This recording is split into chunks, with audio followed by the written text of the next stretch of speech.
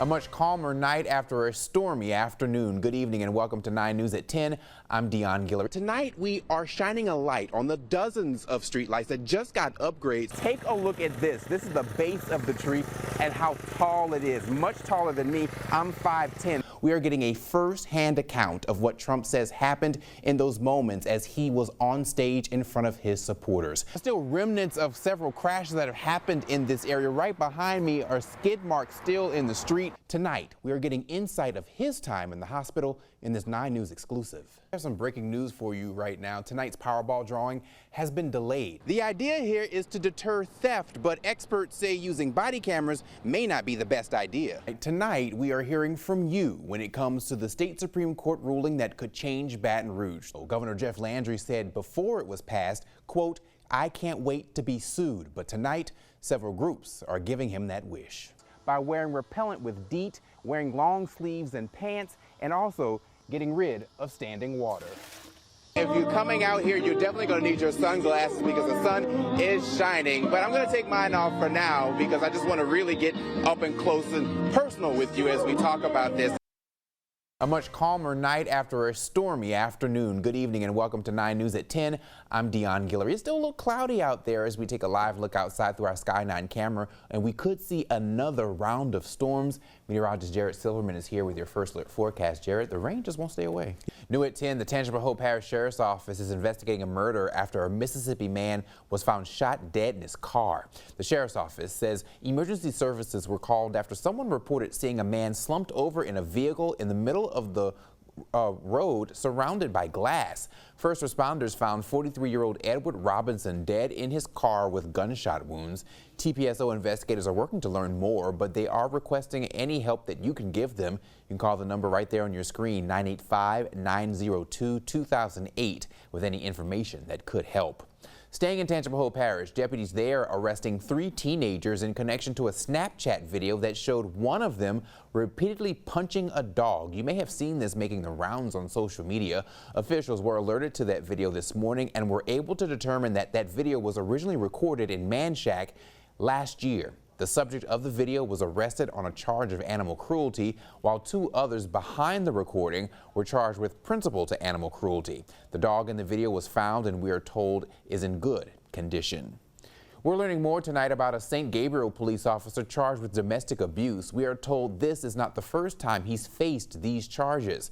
Back in September 2021, Addis police officers were called out to a domestic incident involving Ronald Monroe Jr. He was an officer with the Port Allen Police Department at that time and faced several charges, including aggravated assault. St. Gabriel Police Chief Kevin Ambo says he hired Monroe from the White Castle Police Department. The chief says he was not initially aware of Monroe's previous arrest, but says it eventually came to light. Monroe was arrested yesterday for a domestic disturbance at an apartment complex in Gonzales. In Lafourche Parish, cleanup is underway tonight in Bayou Lafourche after crude oil leaked and coated about 3 miles of waterway. Parish leaders are asking everyone there to conserve their water since the oil is sitting on top of their drinking water supply. Authorities say the spill originated from the Crescent Mainstream facility and entered Bayou Lafourche from a stormwater canal. You're looking at pictures from the bayou now. The spill has since been contained, but the bayou is still closed from the Highway 182 bridge in Raceland to the saltwater control structure in Lockport. In other news tonight, a watch party for 2 LSU alum who made it to the Olympics was almost stopped by the weather, but Elizabeth Bourgeois says they didn't let a little rain stop them from watching Baton Rouge represent the USA. And Nelson Cloth won today's game. They are back in action against Team Australia on Monday afternoon, and Mangos plans to have another watch party for that one. Well, now to this developing story. Polls in the presidential race are tightening as Democrats are feeling re-energized with Vice President Kamala Harris as the likely Democratic nominee. Former President Donald Trump is also hitting the campaign trail today. Kristen Benavidez reports. Former President Trump announced on social media that he will soon hold another rally in Butler, Pennsylvania. You may remember that as the site of the assassination attempt on him earlier this month. Coming up after the break, a look at a back-to-school bash, why there was more than just school supplies for kids, and how one local event brought the community together with music for every type of taste. Just in the last 2 hours, Dynasty Selman was booked into the East Baton Rouge Parish Prison. Police say she cased Our Lady of the Lake Children's Hospital for weeks and came up with an elaborate story telling her boyfriend she had their baby. But police say the boyfriend told them the story was more fiction than fact. Handcuffed and silent, police walked Dynasty Selman to a police car just moments after her arrest. The 21-year-old is accused of attempting to kidnap a baby from the ICU at Our Lady of the Lake Children's Hospital. Police say she cased the building for weeks and in that time somehow got a hold of an access card. Investigators say that card allowed her to gain access to several parts of the hospital and eventually to a room with a child whose parents didn't live in the Baton Rouge area. She may have sought that was a perfect opportunity to go in and act like this child was hers. Police say Selman learned the child's medical history by reading the baby's charts. They say she then lied and told her boyfriend of less than a year that she had a baby while traveling out of town and that the infant needed treatment in Baton Rouge. She even took the young man to the hospital to visit with several doctors in hopes to schedule false or fictitious what you call medical appointments for the child. Police say the boyfriend became suspicious when the name on the hospital door didn't match the name police say Selman gave him. That's when they say he told a family friend who was a traveling nurse. She apparently picked up on that the apparent girlfriend that he was dating had provided him with some false information and created a fictitious story about a child that absolutely was not his or hers, and that she probably not had even given birth to a child. That's when the hospital realized there had been a security breach. Police say Selman and the boyfriend went back to the hospital with his family where they were greeted by security. She was asked for her ID. They say they took her access card and then they left. More than 2 weeks later, she was arrested in Shreveport. The hospital telling us this: "We value the trust the community has placed in us to care for children across the state, and the safety of our patients is one of our highest priorities. We are grateful to local law enforcement for their support in this case." Now, police say the child was never taken out of the room. Selman faces attempted kidnapping charges and 7 counts of unauthorized entry of a business. This investigation continues. I said, well, let me go and look. And before I can get to her, it just bam. That's the moment Saran Roddy says his life changed. Strong storms rolling through Wednesday morning, causing a massive tree to crash through the building in the back of his late grandmother's house where he and his wife were, breaking both of his legs. The roof fell on the top of me, and she got up under the roof some kind of way. She held it up and got me out of there. So we are now in the neighbor's backyard. I want to give you a little perspective of just how big that tree is. It fell down into a yard 2 houses over. That's how long and tall the tree is.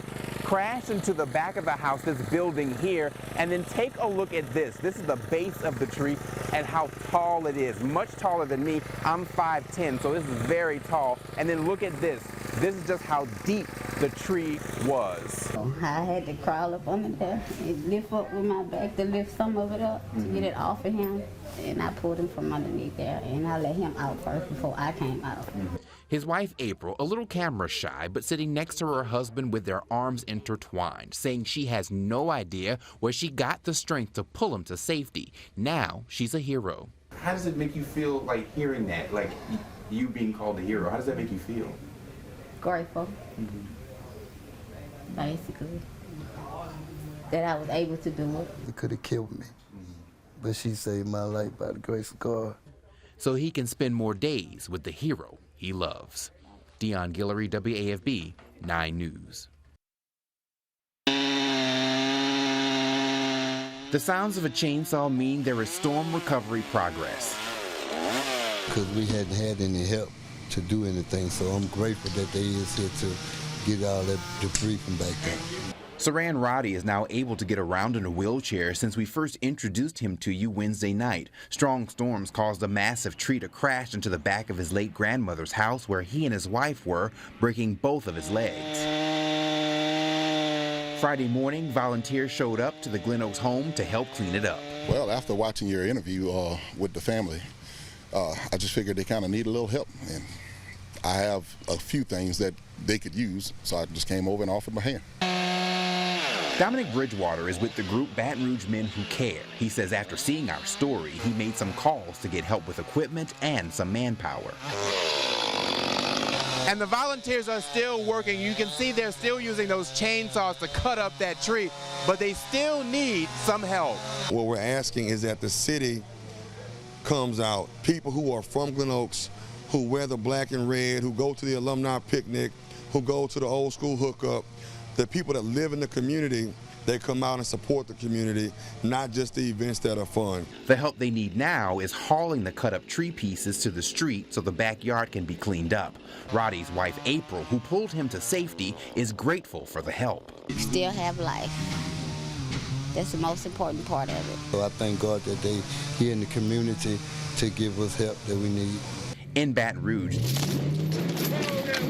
Dion Guillory, WAFB 9 News.